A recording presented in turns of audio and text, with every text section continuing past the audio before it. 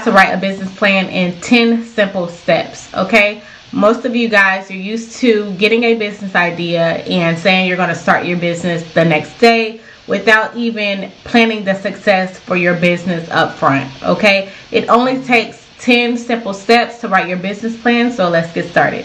The first thing I want to ask you guys is, who already has a business plan? If you already have a business plan, that is perfectly fine. And if you don't, this is why we are here. We are here to structure your business up for success so that your business can get funding. Here's what you want to do. We want to stick to the plan. The plan is to strengthen your business plan if you already have a business plan. And if you don't, I'm going to help you create a business plan. So who am I? My name is Tiara, also known as the Pretty Girl Investor. I'm a serial entrepreneur and a business owner, and I teach people how to invest, grow, and create multiple streams of income. Staying 10 steps ahead. We always want to stay 10 steps ahead of ourselves by creating a plan for ourselves. This plan includes 10 simple steps. The first one is executive summary. The second is company description. The third is market research. The fourth is competitive analysis. The fifth one is describing your product or service. The sixth one is your marketing and sales strategy. Number 7 is your business financials. Number 8 is organization and management. Number 9 is your funding request. And number 10 is your appendix and official documents. So why is it so important that we need a business plan?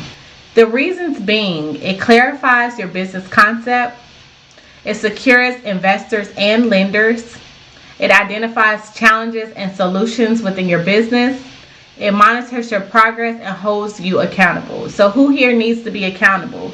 We always look for accountability partners and accountability groups, but we never ever hold ourselves accountable. Business plan will hold you accountable. Okay, so that's another reason to create a business plan. We all want to be accountable, but we never want to hold ourselves to that standard. Create a business plan. So you will know when it's the right time to create your business plan, when you're seeking funding, you're seeking an investment, you're seeking a loan, or you're looking to hire a team, when you're recruiting, you have slow growth, or you need a change. We just talked about that accountability. And when you're setting goals or new goals for your business, when you're partnering, expanding, or if you need a little bit of guidance. So let's talk about actually writing your business plan. I want to talk about your executive summary. Your executive summary includes an overview of your business, which is typically 1 page or less. Your executive summary summarizes all of the sections of your business plan and is usually done last. So even though your executive summary comes first, it is usually done last because it will summarize all of the section of your business plan put together. Number 2, company description, which includes 3 elements. That will include your mission statement, your projections and company history, and your objectives.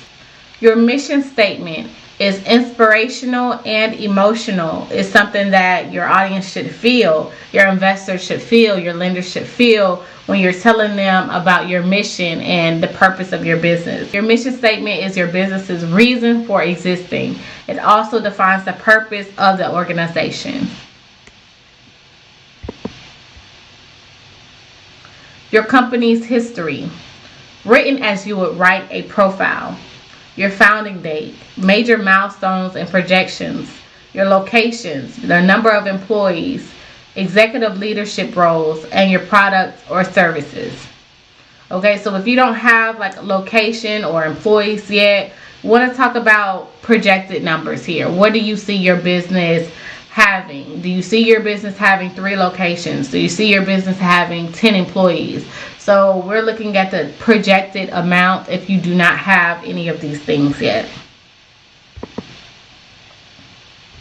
Objectives. A good way to memorize the objectives for your business or to set the clear objectives for your business is you want it to be specific, measurable, achievable objectives for your business. Be realistic at the same time and it has to be time bound. Okay, so you don't want to set yourself up for failure. You want to be realistic about the goals that you're setting for your business at the same time, so be smart about it. Specific, measurable, achievable, realistic, and time bound. Okay, 5. Remember 5 for smart. The other thing you want to do is you want to set 5 to 10 goals for your business. What kind of product do you wish to deliver? How many customers do you plan on averaging a month? What is the cost, the monthly cost of your products? How will you plan to stay relevant in your business? What will set you apart? And how much will you make your first year? These can be projected numbers, guys, so that it doesn't have to be real numbers. You're creating a business plan. This is how much you want to make, or your projected amount, and this is also how much you will see yourself making in your business. Number 3 is market research and potential.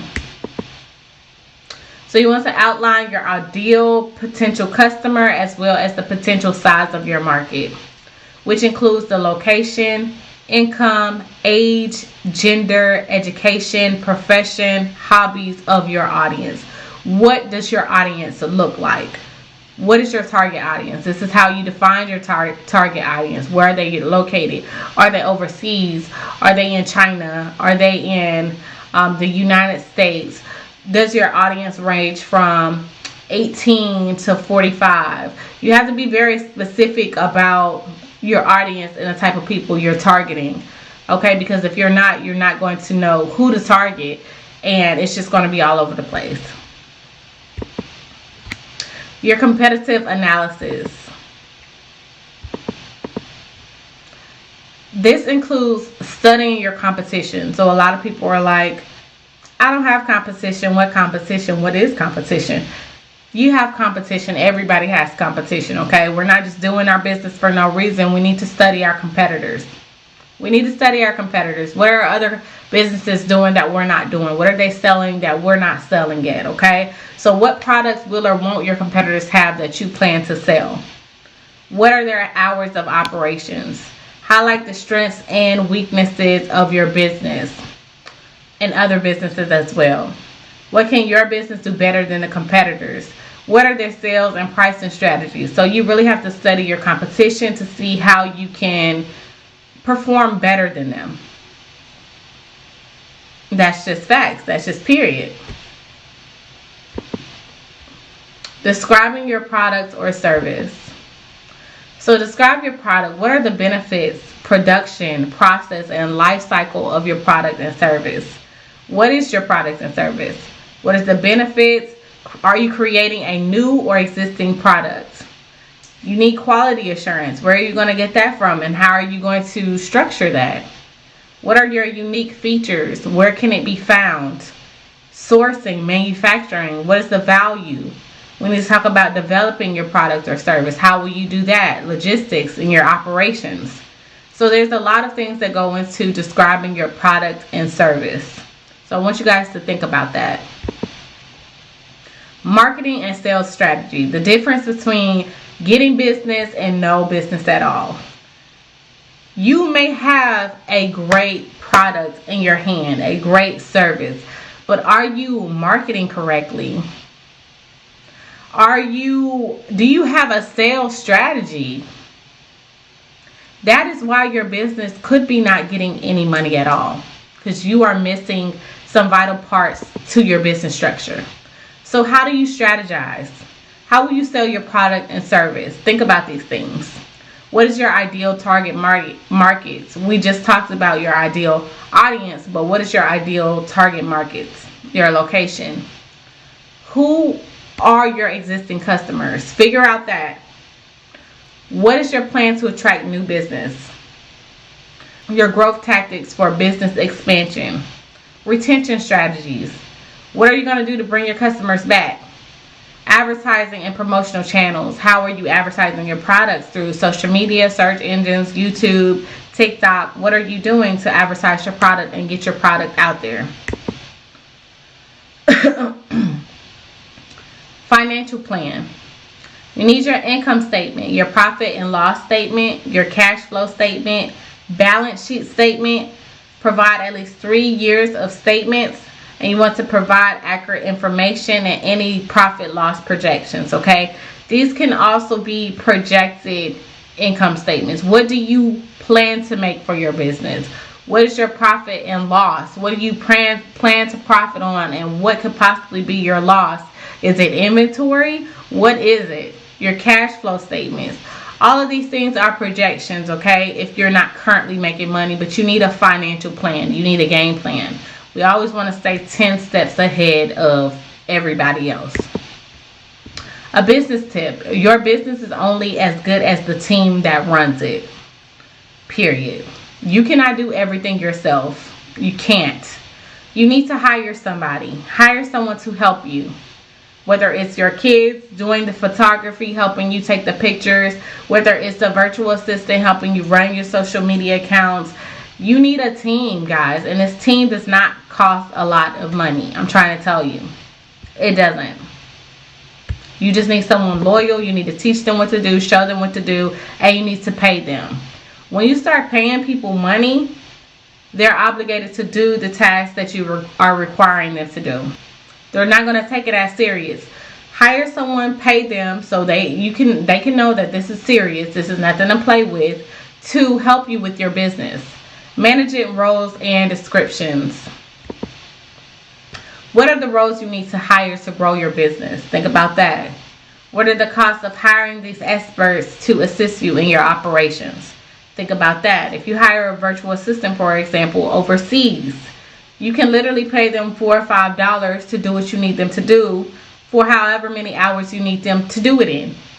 So if I wanted to hire a virtual assistant for my business overseas, I'm going to go to Online Jobs PH. I'm going to go to Upwork. I'm going to go to these websites to find me some virtual assistants that are only charging $4 to $5 an hour, and I'm going to pay them to help me and assist me with my operations. And whatever you need help with, trust me, they're out there. All you have to do is search for them. Funding requests. Let's get into the money. So funding tips. Use graphs and charts when presenting to your investors and lenders. Be realistic with your funding requests. Do not ask for extra money that you do not need. They're going to want to know where that money is going towards, and they don't want to feel like they're being used. Okay, so just be realistic about the goals that you're setting and the income that you need. Put together a timeline so your investors will have a good idea of what to expect. Your funding request should include the cost of your equipment, cost of function, and the date you plan to make these purchases once you're granted funding. Appendix. The final section of your business plan that provides additional documentation and supports your business plan. So you may have a business plan and everything set up, but they may need, your lenders, they may need extra documentation for you.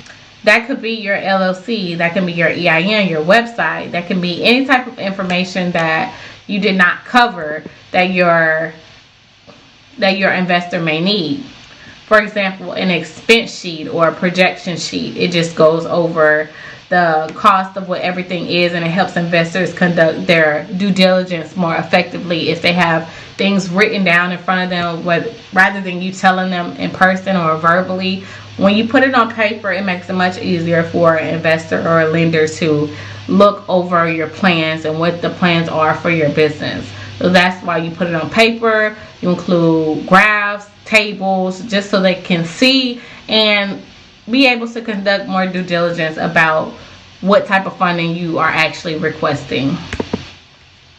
So the documentations can be your deeds and permits, your legal documents or certifications, your business registration or licensing, any patents that you have, your state and federal codes, customer contacts, your purchase orders, and table of contents. Okay, so they may be looking for any of these documents if you don't have them already. Last but not least is standing out. Guys, these are the tips that I have for making your business plan stand out. You want to keep it brief, short, straight to the point. Okay, don't beat around the bushes. Don't be talking about stories and all kinds of other things. Just get straight to the point.